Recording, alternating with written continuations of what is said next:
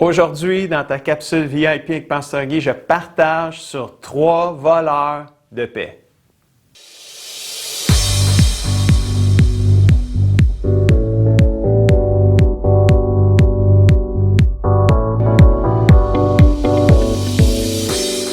Bonjour mon ami et bienvenue à ta capsule VIP avec Pasteur Guy. C'est toujours une joie pour moi de pouvoir nourrir ton âme afin que tu puisses grandir et devenir tout ce que le Seigneur veut que tu deviennes.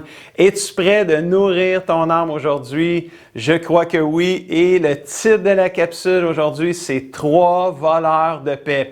Mais avant de parler des voleurs de paix, j'aimerais définir avec toi c'est quoi la paix.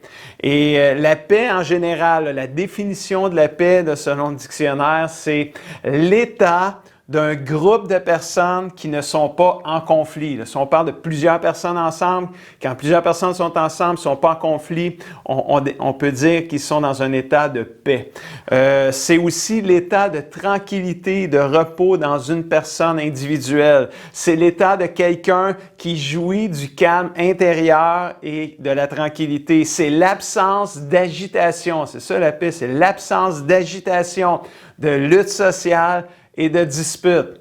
Donc, c'est ça la paix. Et tu sais sûrement, si tu es un enfant de Dieu, que Jésus veut que tu vives dans la paix de l'âme. Jean 14, verset 27, Jésus nous dit, « Je vous laisse la paix, je vous donne ma paix, dit Jésus. Je ne vous donne pas comme le monde donne, que votre cœur ne se trouble pas et ne se laisse pas effrayer. » La paix, ici, dans le verset qu'on vient de lire, vient du mot grec « éréné », qui signifie sensiblement la même chose que j'ai dit tantôt, mais on y ajoute cette étape de tranquillité de l'âme assurée de son salut au travers sa foi en Jésus-Christ. Qu'est-ce que ça veut dire tout ça? Là? Ça veut tout simplement dire que quand tu es un enfant de Dieu, tu es né de nouveau, tu as l'assurance que si tu meurs, tu vas passer l'éternité avec le Seigneur. Et ça, là, c'est cette paix-là, cet état de tranquillité que même si ça bouge autour de nous, il y a toutes sortes de choses qui se passent dans le monde, il y a une paix de l'âme qui sait qu'un jour, bientôt, très bientôt, tu vas être avec le Seigneur pour l'éternité. Et ça te donne une paix surnaturelle de l'âme. Et c'est cette paix-là que Jésus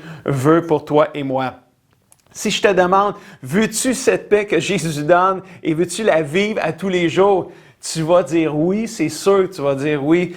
Comme moi, je vais dire oui, comme tout le monde. Qui ne veut pas vivre dans cette paix-là? Là, tout le monde veut vivre en paix. Personne ne veut vivre anxieux, agité, inquiet, stressé.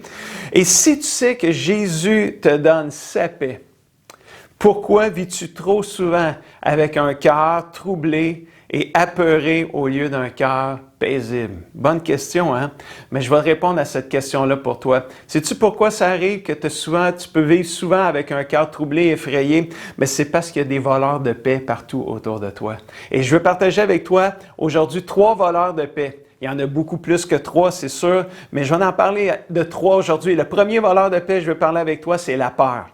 Quand je pense à la peur, il y a plein d'histoires dans la Bible qui me viennent à l'esprit, mais il y en a une histoire racontée par Jésus dans Matthieu 25 où Jésus raconte qu'un maître partait pour un long voyage et il a remis à 3 de ses serviteurs des talents. 5 à un, 2 à l'autre et 3, 1 au troisième. Et il est parti pour un long voyage, puis il dit, je vais revenir, puis je vais vous demander des comptes. Et quand il est revenu de son long voyage, ceux qui avaient eu 5 et 2 talents, eux, ont mis les talents que le maître leur avait donnés en action, au travail. Et ils ont rapporté le double des talents qu'ils avaient reçus. Celui qui n'avait reçu qu'un talent, la Bible dit qu'il n'a rien fait avec, il est allé cacher le talent et il a dit au maître pourquoi il avait fait ça. Et au verset 25, celui qui avait juste eu un talent a dit au maître, « Maître, j'ai eu peur. Je suis allé cacher ton talent dans la terre, voici, prends ce qui est à toi. » Et si tu lisais le reste de l'histoire, cet homme a même perdu le talent qui lui avait été remis. Pour dire pourquoi qu'il l'a perdu, pourquoi qu'il est allé cacher. Il dit, j'ai eu peur. La peur. La peur paralyse nos vies, paralyse toute croissance spirituelle. Et si tu n'es pas vigilant, La peur peut venir voler ta paix intérieure. Ce serviteur-là qui avait caché son talent, il n'était pas bien en dedans de lui, là. Il savait qu'il n'avait pas fait ce qu'il avait à faire. Il a eu peur. Et quand tu as peur, ça te paralyse, ça vole ta paix, ça vole ta vitalité spirituelle. Il est clair que tu ne peux pas avoir peur et être en paix en même temps. C'est impossible, là. Tu peux pas faire ça, mais il y a une chose que tu peux avec le Seigneur, tu peux être libéré de la peur. Comment le faire? Psaume 34, versets 5 et 7 nous dit, « J'ai cherché le Seigneur et il m'a répondu, je n'ai plus peur de rien. » Wow! J'ai parlé à Dieu, j'ai cherché Dieu, j'ai prié Dieu et il m'a répondu et là, je n'ai plus peur de rien. Verset 7, quand un malheureux crie, le Seigneur entend et il le sauve de tout ce qui lui fait peur. Mon ami, tourne-toi vers Dieu. Quand tu fais face à la peur, n'aie pas peur, même si tu as le goût d'avoir peur. Quand tu ressens la peur, n'aie pas peur. C'est le signal pour aller prier Dieu. C'est le signal pour te tourner vers Dieu, pour aller parler à Dieu. Et Dieu, en échange, va venir te délivrer de tout ce qui te fait peur. Oh, ça, c'est vraiment bon et merveilleux. Le deuxième voleur de paix, mon ami, c'est les fardeaux de la vie. Je t'apprends rien, là.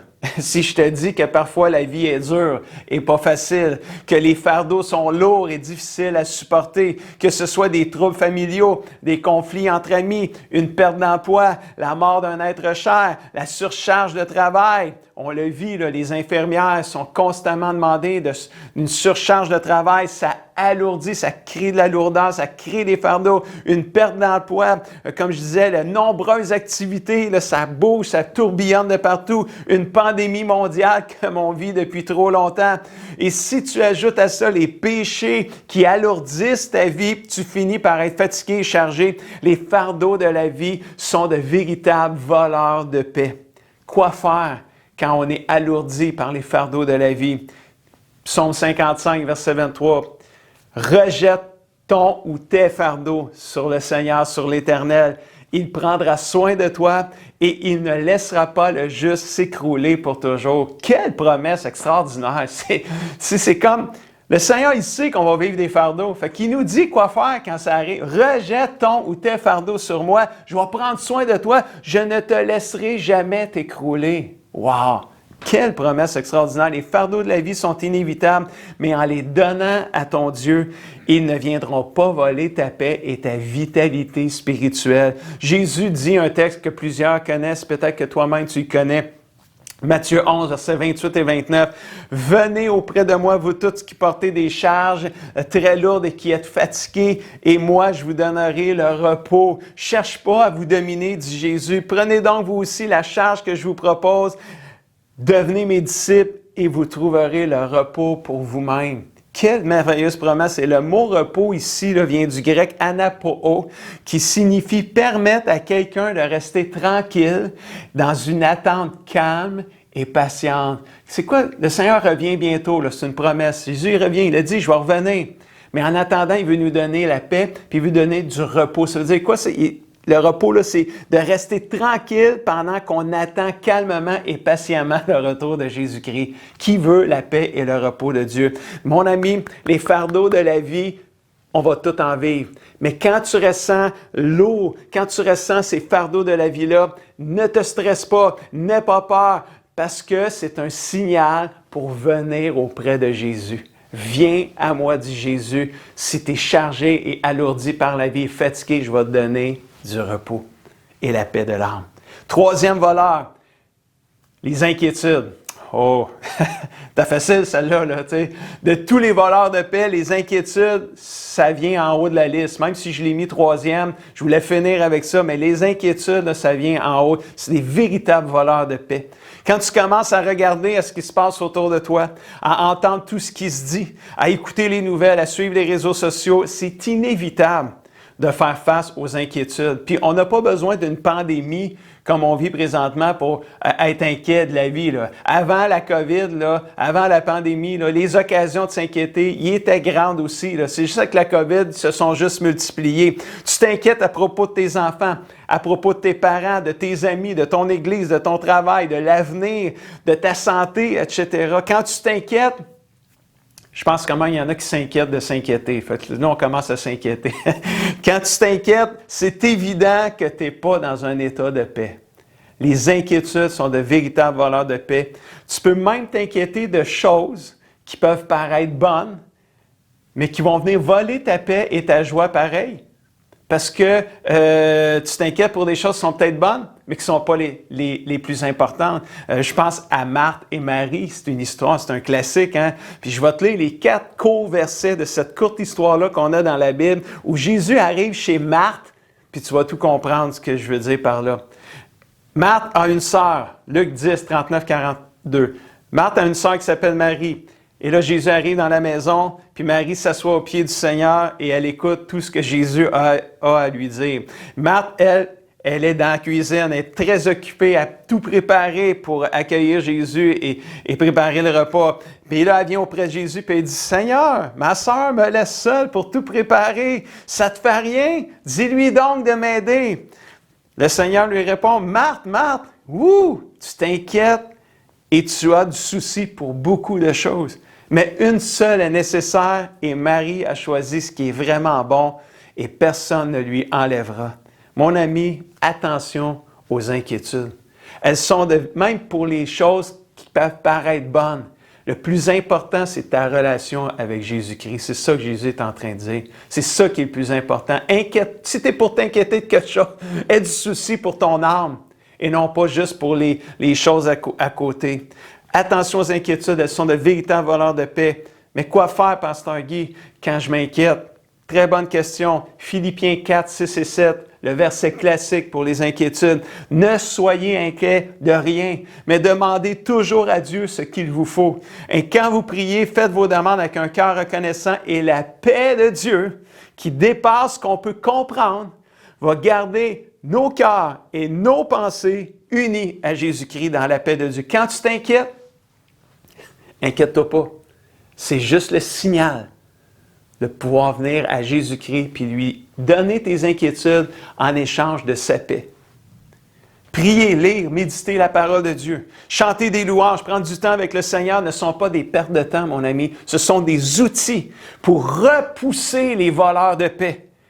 Ce sont des outils pour repousser les voleurs de paix que sont les peurs, les fardeaux de la vie, les inquiétudes. Et ce sont des outils pour goûter à la paix, la tranquillité et le repos que le Seigneur Jésus veut te donner. Dernier verset, Ésaïe 41, 10. « N'aie pas peur, je suis avec toi, dit Jésus, dit le Seigneur. Ne regarde pas autour de toi avec inquiétude. Oui, ton Dieu, c'est moi, je te rends fort, je viens à ton secours et je te protège de ma main puissante et victorieuse. » Quelle merveilleuse promesse. Mon ami, je viens de te donner les clés bibliques pour repousser les voleurs de paix de ta vie. Si tu mets en pratique ces versets-là, ces clés-là, tu goûteras à la paix de Dieu et la tranquillité dans ton âme. Et ça, c'est précieux et vital pour toi comme enfant de Dieu. Ta relation avec Dieu, si tu mets en pratique tout ça, là, va juste passer à un autre niveau. Si tu n'es pas né de nouveau, tu n'as pas reçu Jésus dans ton cœur, je t'invite à non seulement croire en Jésus, mais à le recevoir dans ta vie. Parce que Jésus dit à tous ceux qui ont cru en moi et qui m'ont reçu, je fais d'eux des enfants de Dieu et je leur donne une vie nouvelle. Alors, si tu n'as jamais reçu Jésus dans ta vie, invite-le maintenant dans ta vie. Demande-lui d'habiter en toi et demande-lui de t'aider à vivre cette vie nouvelle-là dans la paix de l'âme. Et si tu as besoin d'aide pour débuter ta vie chrétienne avec Jésus, écris-moi en privé, par Messenger. Je vais te donner des conseils pour bien débuter. Laisse-moi terminer en te donnant les défis de la semaine. Détermine de repousser les voleurs de paix. Accepte pas les voleurs de paix. Accepte pas la peur. Accepte pas les fardeaux. Accepte pas les inquiétudes. Détermine de repousser les voleurs de paix en priant Dieu et en restant attaché à lui. Lis, médite et pratique tous les versets de la capsule d'aujourd'hui. Je veux prier avec toi en terminant. Fermons nos yeux ensemble. Papa Céleste, je veux prier pour mon ami qui est en train de m'écouter aujourd'hui. Peut-être que présentement, il est accablé par toutes sortes de choses qui viennent voler la paix. Il n'est pas en paix dans son âme. Et je prie pour lui aujourd'hui. Je prie, Seigneur, que tu viennes lui donner la paix de l'âme, Seigneur. Cette paix-là surnaturelle. Je prie, Seigneur, que tu puisses aider mon ami aujourd'hui à pouvoir se tourner vers toi. Donne-lui le courage, donne-lui la foi de croire que s'il vient vers toi, Seigneur, tu vas échanger ses peurs, ses inquiétudes, ses fardeaux de la vie pour ton repos, ta paix et ta tranquillité. Au nom puissant de Jésus, j'appelle la paix de Dieu dans la vie de mon ami qui m'écoute aujourd'hui. Au nom de Jésus. Amen et Amen. J'espère que tu as aimé cette capsule et si tu as aimé cette capsule, je t'invite à faire des pouces, des cœurs et à la partager à quelqu'un à qui ça pourrait faire du bien. D'ici là, je te dis à la semaine prochaine.